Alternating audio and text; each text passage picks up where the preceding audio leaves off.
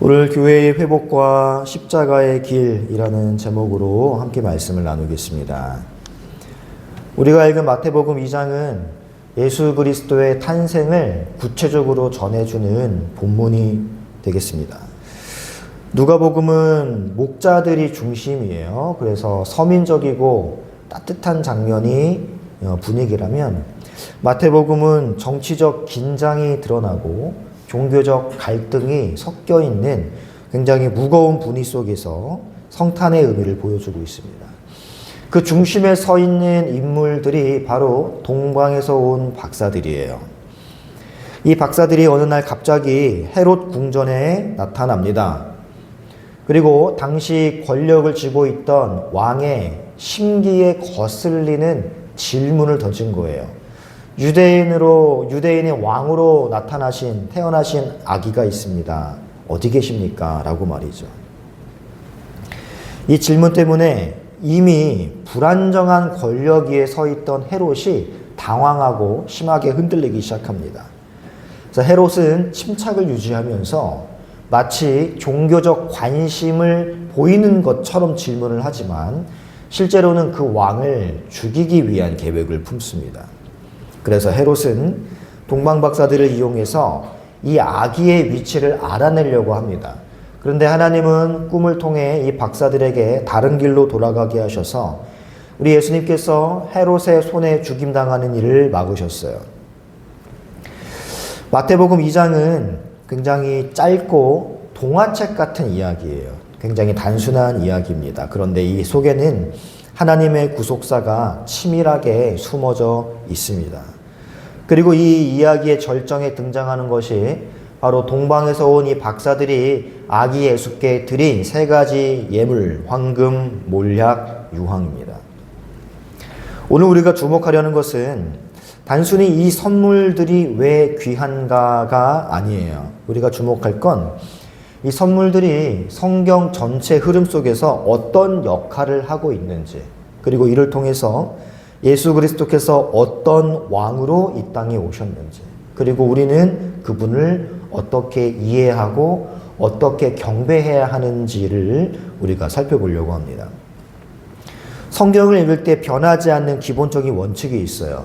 그것은 성경은 성경으로 해석한다예요. 성경 읽을 때 많은 분들이 흔히 저지르는 오류가 뭐냐면 어떤 단어라든지 특정한 사건이 등장하면 그것을 설명하기 위해서 철학이라든지 문화라든지 심리 혹은 개인적인 경험을 끌어들여서 해석하는 것입니다.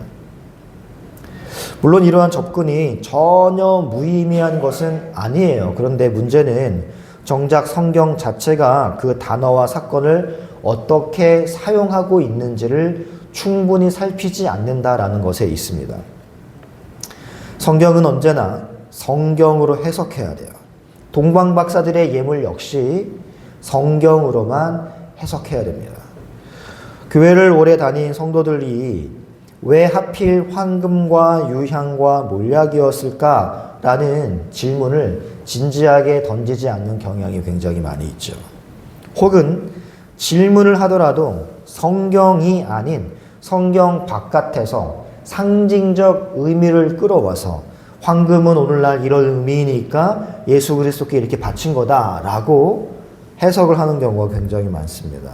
그러나 이 질문의 답은 성경 안에 분명하게 제시되어 있어요. 우리가 성경을 샅샅이 뒤져보면 반드시 매칭이 되는 부분이 있다는 것입니다. 그 답은 두 가지에 주목할 때 우리가 분명히 알 수 있습니다. 첫 번째는 이들이 동방에서 온 박사들이다라는 거예요. 동방에서 온 박사들. 두 번째는 그들이 가져온 선물의 정체가 성경에서는 어떻게 소개되는가입니다.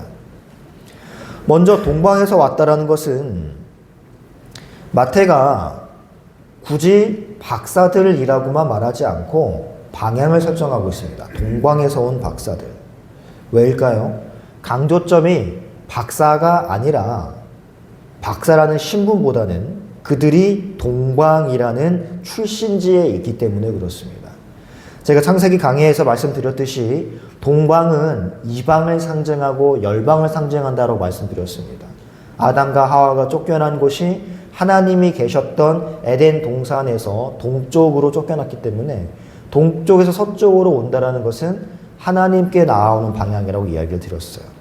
동방은 단순한 방향을 말하는 게 아니라 이 예언서에서 동방은 반복적으로 이방 세계, 하나님의 언약 공동체 바깥에 있는 민족들을 가리키는 단어다라고 말씀을 드렸습니다. 그래서 성막과 성전은 바로 그 열방을 향한 동쪽을 향하여 활짝 열려 있었다라고 말씀을 드렸었죠. 저런 동방은요, 하나님을 알지 못하는 민족들의 거처를 나타내는 총칭이에요. 동시에 훗날 하나님의 구원 계획 속으로 초대될 대상도 동방입니다. 따라서 마태가 이 박사들을 동방에서 온 사람들이라고 부른 것은 단순한 개인이 아니라 이방, 열방 세계를 대표하는 존재들임을 암시하는 게 동방에서 온 박사들이에요. 이 점에서 우리는 구약의 중요한 예언 하나를 떠올려야 됩니다. 바로 메시아의 시대가 도래할 때 열방이 재물을 가지고 하나님의 도성으로 몰려올 곳이라는 약속이에요. 자, 우리가 이사야 60장을 한번 찾아보겠습니다. 이 예언을 가장 선명하게 보여주는 본문이 이사야 60장이에요. 60장은요, 메시아 시대에 회복될 시온의 영광을 노래하면서 열방이 빛 가운데로 나온다라는 장면을 그리고 있습니다.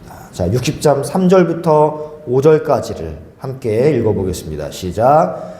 나라들은 내 빛으로 왕들은 비추는 내 광명으로 나아오리라. 내 눈을 들어 사방을 보라. 무리가 다 모여 내게로 모으느니라. 내 아들들은 먼 곳에서 오겠고 내 딸들은 안겨올 것이라. 그때 내가 보고 기쁜 빛을 내며 내 마음이 놀라고 또 화창하리니 이는 바다의 두가 내게로 돌아오며 이방 나라들의 재물이 내게로 옵니다. 자, 3, 4, 5절을 보시면 무슨 이야기하고 있습니까? 모든 나라들이 내 빛으로 나올 것이고 그 나라의 왕들도 너의 그 빛으로 나올 것이다. 사방을 보라, 무리가 다 너에게로 몰려올 것이다. 예수 그리스도를 향하여 몰려오는 열방에 대한 예언이에요. 자, 그리고 마지막 5절 다음에 이제 하이라이트가 6절인데요. 6절을 보시면 허다한 낙타, 미디안과 에바의 어린 낙타가 내 가운데 가득할 것이며 스바 사람들은 다 금과 유향을 가지고 와서 여호와의 찬송을 전파할 것이래요. 여러분, 이사야 60장은 동방, 열방, 온 나라, 재물, 그리고 황금과 유향이라는 오늘 우리가 읽은 본문의 요소가 고스란히 등장하는 예언입니다. 그러니까 이사야 60장의 이 예언은 바로 오늘 우리가 읽은 동방 박사들이 그리스도 앞에 나와 예물을 드리고 경배하는 모습을 겨냥한 예언이라고 할 수 있는 것이죠. 마태복음의 동방 박사 이야기는 구약에 없었던 새로운 이야기가 아니라 이미 예언된 말씀의 명백한 성취인 것입니다. 예수님께서 이 땅에 오신 사건은 바로 이사야 60장의 예언처럼 열방이 하나님께 돌아오게 되는 구속 역사의 시작을 알리는 사건이 60장이에요. 근데 문제는요, 이 이사야 60장의 이 목적은 사실 열방이 아닙니다. 1차적 목적은 열방이 아니에요. 이 열방이 하나님께 나아오는 것은 1차적 목적의 부수적 결과에 불과합니다. 다시요. 이사야 60장에서 우리가 읽은 부분, 열방이 하나님께 나아오는 것, 이것은 하나님이 1차적으로 겨냥한 게 아니에요. 이거는 2차적 부수적 결과입니다. 하나님께는 1차적 목적이 있었어요. 그것을 우리가 살펴볼 건데, 따라서 우리가 주의할 것은 이 60장을 읽으면 대부분의 사람들이 뭘 떠올리느냐? 예수님은 열방을 회복하기 오셨구나. 우리도 그 메시지를 부여잡고 선교적 메시지를 가지고 열방을 회복하자라는 쪽으로 나아가는 것으로 먼저 뛰어들면 안 된다는 얘기예요. 우리가 선교적 메시지를 가지고 열방을 향해 뛰어들기 전에 1차적으로 이루어져야 될 것이 있다는 말입니다. 그것은 시온의 회복이에요. 교회의 회복입니다. 이것 없이 2차적 부수적 결과물인 열방의 회복을 향해 뛰어들어서는 안 된다는 거예요. 자, 60장은요. 59장 말미의 결과물입니다. 59장 말미를 한번 보세요. 59장 후반부를 보시면 하나님께서 구속자를 시온에 보내시고 언약을 새롭게 하시겠다라는 약속이 등장합니다. 자, 20절과 21절을 함께 읽어보겠습니다. 시작. 여호와의 말씀이니라. 구속자가 시온에 임하며 야곱의 자손 가운데서 죄과를 떠나는 자에게 임하리라. 여호와께서 이르시되 내가 그들과 세운 나의 언약이 이러하니 곧 내 위에 있는 나의 영과 내 입에 둔 나의 말이 이제부터 영원하도록 내 입에서와 내 후손의 입에서와 내 후손의 후손의 입에서 떠나지 아니하리라 하시니라. 여호와의 말씀이니라. 자, 59장을 보시면 하나님께서 구속자가 어디에 임하신대요? 열방에 임하는 게 아니에요. 시온에 임하는 겁니다. 시온에 임해서 야곱의 자손들이 어떠한 결과를 맞게 됩니까? 죄과를 떠나는 일이 발생합니다. 죄가 청산이 되는 거예요. 이 말은 시온이 회복되는 걸 말하는 겁니다. 교회의 회복이에요. 바로 이 59장의 결과가 뭐냐? 60장에서 열방의 빛이 비치고 열방이 그 빛으로 몰려오는 것입니다. 다시 말해 열방이 주께로 나아오게 되는 것은 무엇의 결과예요? 교회의 회복의 결과라는 거예요. 교회가 하나님의 언약 안에서 새롭게 세워질 때, 그때 비로소 교회는 세상을 향해 빛과 소금의 사명을 감당하게 된다라는 것입니다. 여러분, 이 점은 오늘날에도 굉장히 중요한 메시지를 전달합니다. 많은 그리스도인들이 어떻게 세상 속에서 영향력을 발휘할 것인가, 그래서 그 세상을 어떻게 그리스도의 빛으로 인도할 것인가를 고민합니다. 그러나 성경은 그 답을 명확히 제시하고 있어요. 교회인 너가 먼저 회복돼야 된다라고 말이죠. 교회가 회복되고 예배가 회복되면 열방이 회복되는 건 자동적인 결과물이 되는 거예요. 여러분, 이사야 60장이 말하는 열방의 회복은 교회를 떠난 개인의 헌신을 말하는 게 아닙니다. 언약 안에서, 예배 안에서 죄를 청산한 교회가 나타낼 수 있는 열매라는 것이죠. 그리고 우리가 또 하나 살펴볼 것은 몰약이라는 단어입니다. 우리가 이사야 60장에서는 몰약을 발견할 수가 없었어요. 황금과 유향만 나타납니다. 그런데 마태는요, 이 예언을 그대로 상황과 등장 요소들을 그대로 가져와서 이것이 이사야 60장의 예언의 성취다라고 말을 하면서 거기에 추가시킨 단어가 몰약이라는 것입니다. 이사야 60장에는 등장하지 않지만 동방에서 온 박사들이 실제로 드렸던 선물이 하나 더 있죠. 몰약이에요. 마태가 이것을 왜 추가했을까? 신약 성경에서 몰약은요, 거의 등장하지 않습니다. 어디에만 등장하느냐? 요한복음 19장에 등장합니다. 어떤 장면입니까? 예수님의 장례를 준비할 때 사용하는 장면이에요. 몰약은 죽음을 준비하는 향유입니다. 마태는 의도적으로 이사야의 그 하나님의 예언의 성취임과 동시에 자신의 신학적인 메시지를 추가시킨 거예요. 몰약을 더함으로써.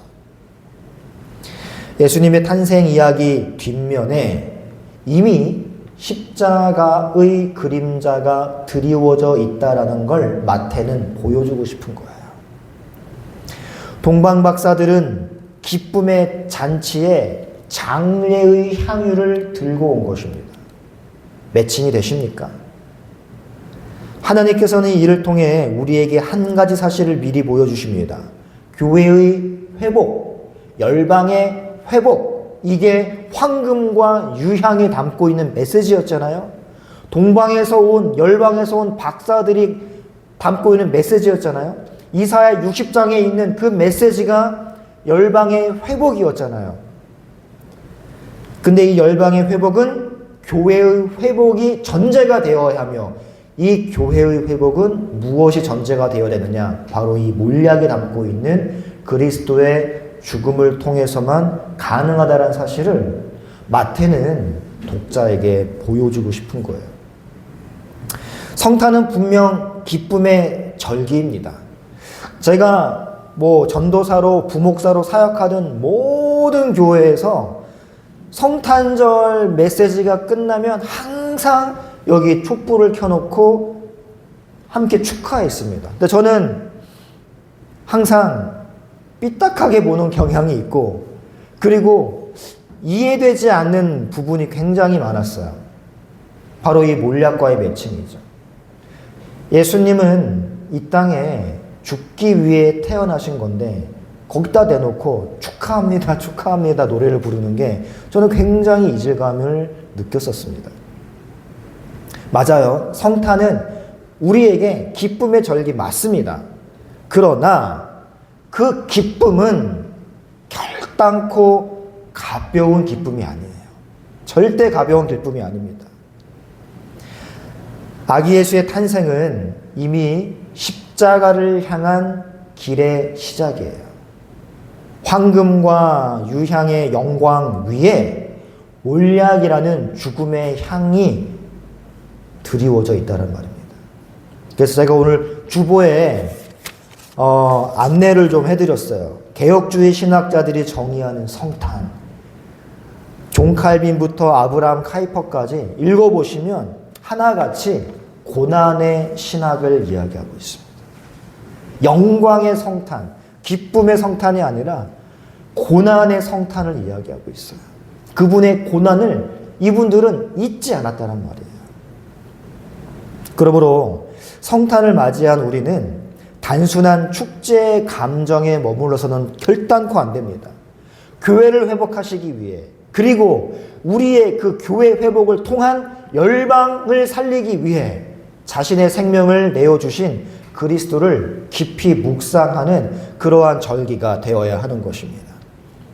말씀을 정리할게요. 온 세상, 곧 열방을 상징하는 동방 박사들이 아기 예수 앞에 무릎을 꿇었습니다. 그리고 그들은 황금과 유향과 몰약을 아기 예수께 바쳤어요. 이 선물들은 단지 값비싼 예물만은 아니었다라고 말씀드렸습니다. 황금은 그분의 참된 왕이심을 고백하는 신앙이고, 유향은 그분이 하나님께 드려질 예배의 중심이심을 인정하는 경배였으며, 특별히 가장 중요한 몰약은 그분이 반드시 죽음의 길을 걸어야 하셔야 할 구속자이심을 증언하는 고백이었습니다. 이것은 이사야서에서 이미 그리스도를 향해 선포되었던 예언의 성취였지요. 따라서 동방에서 온 박사들이 드린 이 예물들은 단순한 예물이 아니라 하나님께서 이 성탄 사건 안에 미리 심어두신 복음의 요약입니다. 복음의 요약. 황금과 유향은 이사야가 예언했던 것처럼 열방이 교회의 회복을 통하여 메시아 앞에 나아가 경배하게 될 영광의 그림자였고, 몰약은 교회와 열방의 회복은 반드시 이 아기 예수의 희생과 보혈과 능력으로만 가능하다는 것을 선포하는 표식이었습니다. 성경은 분명히 말합니다. 세상의 회복은 교회의 회복에서 시작되고, 교회의 회복은 그리스도의 희생으로만 가능하다. 여러분, 예배가 회복되고 말씀이 회복되고 십자가 앞에 겸손히 서는 교회가 세상을 변화시키는 도구가 될 수 있다는 것을 기억하십시오. 교회가 약해질수록 세상은 어두워집니다. 교회가 바로 설수록 세상은 그 빛을 보는 거예요. 그러나 그 회복의 길은 언제나 십자가를 통해서만 가능하다라는 것이죠. 그리스도의 탄생은 곧 그리스도의 죽음을 향한 첫걸음이라는 것을 우리가 기억해야 돼요. 이 말구유의 아기는 결국 골고다의 십자가로 향하셨고 몰약의 향이 이미 그 길을 예고하고 있었습니다. 교회의 회복도 세상의 회복도 십자가 없는 영광으로는 결코 이루어지지 않습니다. 우리는 성탄을 맞이해서 기쁨을 노래합니다. 그러나 성경은 우리에게 그 기쁨의 근원이 어디서 오는지를 잊지 말라고 촉구하고 있습니다. 성탄은 십자가로 이어집니다. 주께서는 처음부터 왕관이 아니라 가시관을 쓰셨고 영광이 아니라 죽음을 향해 걸음을 내디디셨어요. 그러므로 성탄을 맞이한 우리는 단지 이 아기 예수를 바라보는 데서 멈추어서는 안 돼요. 그 아기가 자라서 짊어지실 십자가도 함께 바라봐야 되는 겁니다. 그리고 그 십자가 앞에서 다시 교회로, 다시 예배로, 다시 언약으로 우리가 올바로 세워져야만 우리를 통한 열방의 회복이 가능하다라는 것을 기억하시기 바랍니다. 예배와 언약 안에서 교회가 회복될 때 비로소 세상이 회복됩니다. 그리고 그 회복 중심엔 예수 그리스도의 십자가가 있다는 걸 놓치지 마시고 이것이 참된 성탄의 의미이며 오늘 우리 교회가 다시 붙들어야 할 복음의 핵심인 것도 기억하시기 바랍니다. 우리 찬양하고 함께 기도하겠습니다.